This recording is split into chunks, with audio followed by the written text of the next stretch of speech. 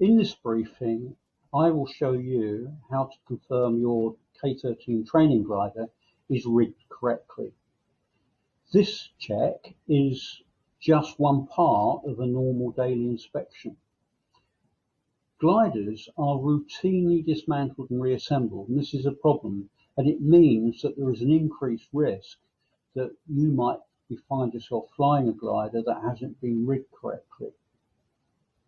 And as a pilot, you must know how to confirm that it's okay. Unfortunately, the flight manuals for the K13 were written about 50 years ago. Modern manuals are much clearer and easier to understand than the old ones.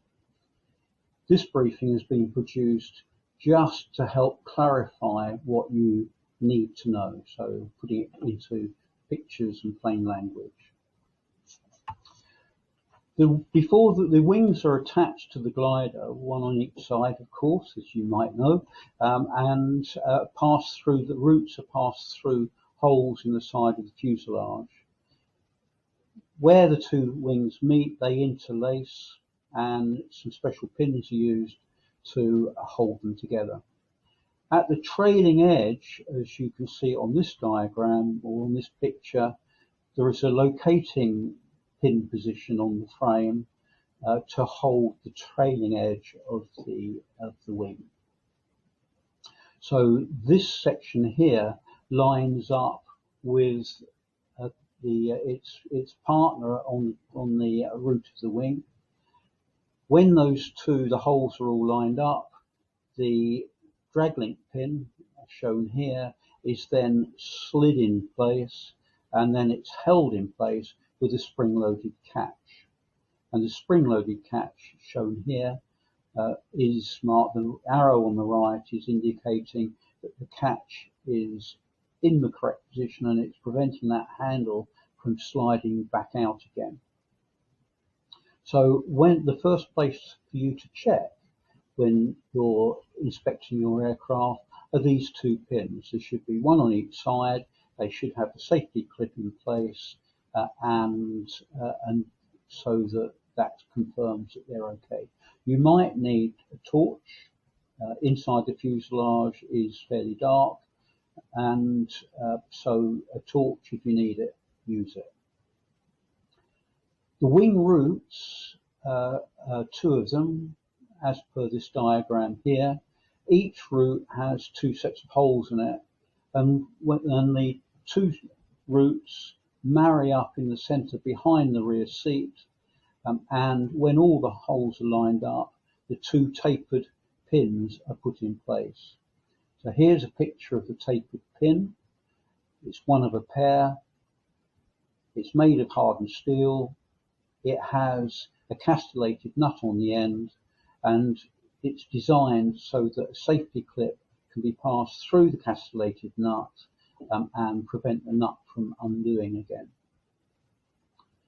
When you're looking at that in the cockpit, just behind the rear seat, you will see two positions. So if you look at the left-hand diagram, you can see the castellated nut with the clip in place. And this is all you will be able to see, but it's vitally important.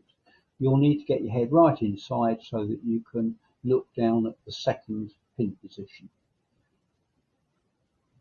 If you take the cushions or whatever out from the seat of the K13, the rear seat of the K13, you'll typically see some holes. They're access holes so that you can get at these pins, and you'll see the head of the pin as in the right-hand photograph. So you should see two of these.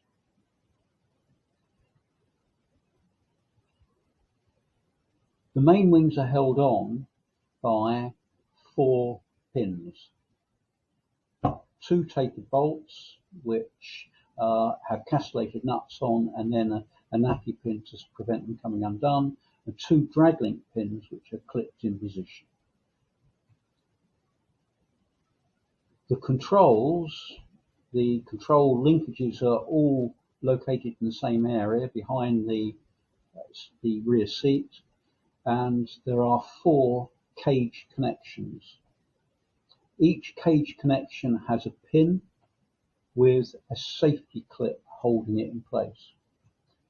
So when it's assembled, the cage is put over the end of the control horn. The pin is slid in place, and that goes through a ball race. And then to prevent the pin coming back out again, the nappy pin is put in place. There are 4 of these. So, and again, if you need a torch, use it to check that they're in place. Give them a little wiggle to make sure they are actually correctly linked, and check the controls themselves. So check the ailerons, move the stick from left to right, and you should see the ailerons operating correctly, and operate the air brake lever, so the blue lever, pull that back, and you should see both air brakes opening and closing. If that doesn't happen, then you need to go and get help because something's not right. At the rear end of the aircraft, the tailplane is held on with 3 fixings. So there are 2 rear lugs marked by the red arrows and 1 front securing bolt. In addition, in this area, you've got the elevator rod marked with the red arrow, and then this has a special shaped section to it to accept the horn off the tailplane unit itself. And then marked with the white arrow is the trim connection rod. Just a clarification here, the trim connection rod is in its transport position, so it's on the inside of the fuselage, but before the tailplane goes on, that needs to be lifted to the outside so that you have access to it when the trim is connected to the tailplane. Looking at the underside of the tailplane before it's assembled to the glider, you can see that there are 2 lugs marked with the red arrows and 1 elevator horn.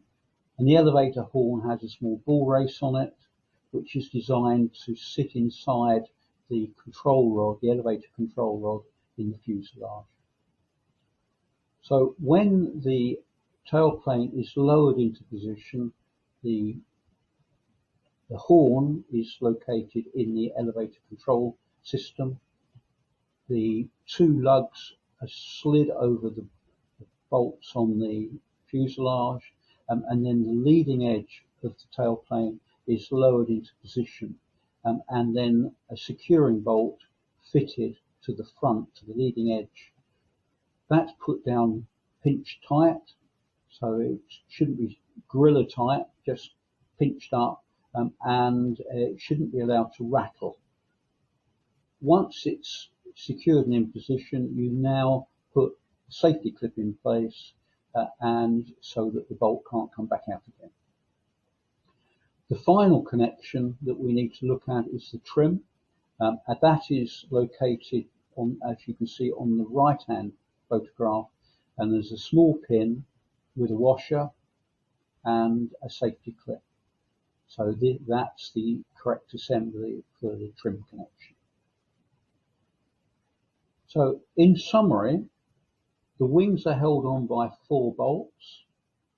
So 2 tapered bolts with castellated nuts and nappy pins, 2 drag link pins that are held in place with spring clips, 4 control connections, which are cage connections, each with a pin and a nappy pin on it, 1 tailplane bolt, which should be in place with a nappy pin holding it, or sometimes a piece of locking wire, it's the same thing, and finally the trim connection, which connects the trim tab to the trim lever in the cockpit.